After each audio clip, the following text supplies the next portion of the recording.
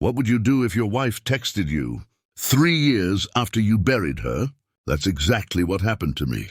3 years ago, I stood beside my wife's grave in Seattle and said my final goodbye. The police called it a tragic accident, and everyone told me to move on.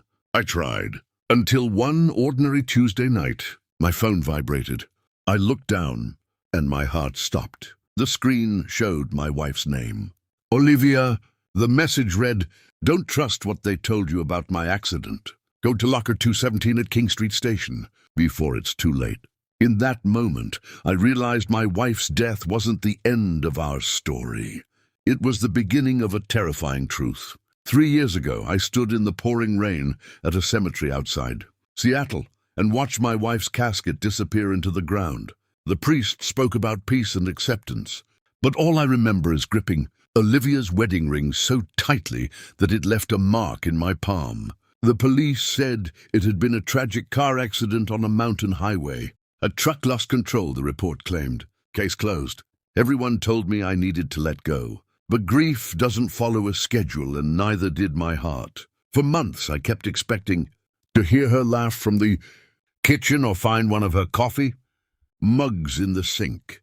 Olivia had been an investigative journalist, fearless and stubborn in the best possible way. She always believed the truth was worth chasing, even when it made powerful people uncomfortable. Sometimes she would come home late, exhausted, and joke that one day her stories would get her into trouble. I would laugh and tell her to take a vacation.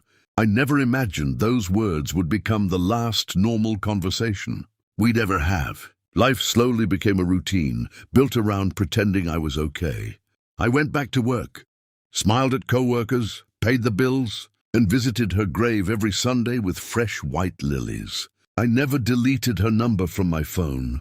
Friends said it was unhealthy, but I couldn't do it. Seeing Olivia in my contacts felt like the last tiny thread, connecting me to the life we had planned together. Then on an ordinary Tuesday evening, while I was heating leftover pasta and listening to the rain tap against my apartment window, my phone buzzed on the counter. I glanced down absent-mindedly. The screen lit up with a name I hadn't seen in 3 years. Olivia.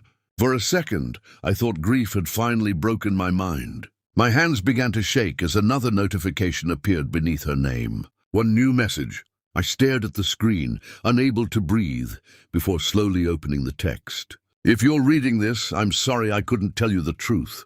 Please don't trust what they said about my accident. Go to locker 217 at King Street Station. Hurry." The spoon slipped from my hand and clattered onto the kitchen floor.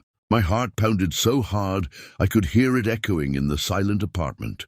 3 years after my wife's funeral, her last text had finally arrived. I barely slept that night. Every possible explanation ran through my mind, but none of them made sense. Olivia had been gone for 3 years. I had attended her funeral. I had stood beside her grave.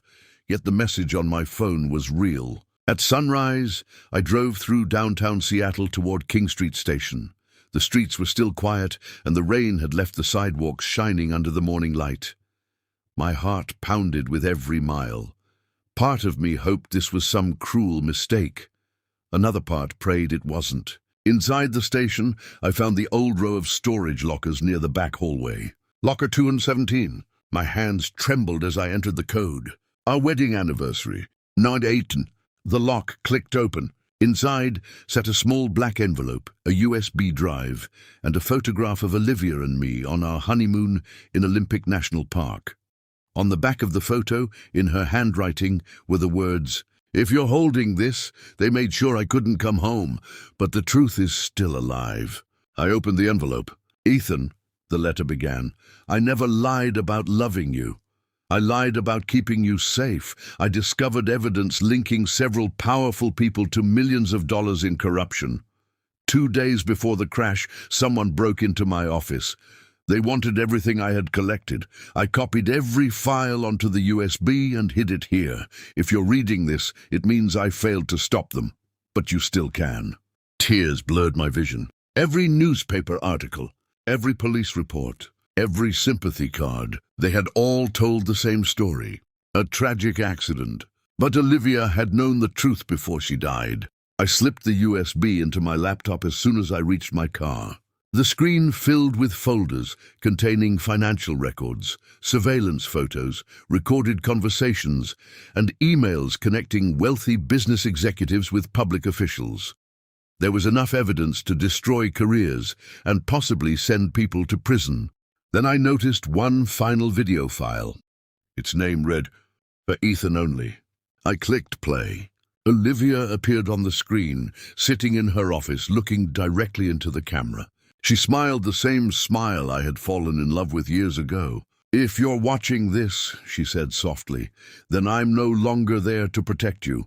I need you to do exactly one thing. Don't go to the police. Trust only FBI Special Agent Daniel Brooks. He's the only person who knows the full investigation." Before she could say another word, the video suddenly cut to black. At that exact moment, my phone rang. Unknown caller. I hesitated before answering. A calm man's voice spoke only 7 words. "You opened the locker, didn't you, Ethan?" The line went dead. I looked around the parking lot. Across the street, a black SUV slowly pulled away. Someone else knew I had found Olivia's secret, and I realized the danger that had taken my wife's life had just become my own.